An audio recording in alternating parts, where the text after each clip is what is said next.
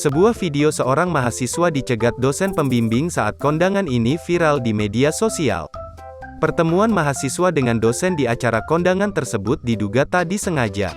Sontak mahasiswa saat bertemu dengan dosen itu pun pasrah bahkan hingga kelabakan saat ditagih skripsi.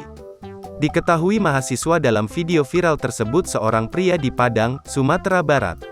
Akibat malas bimbingan, tulis akun TikTok @lailapakai_i, dikutip tribunnewsbogor.com.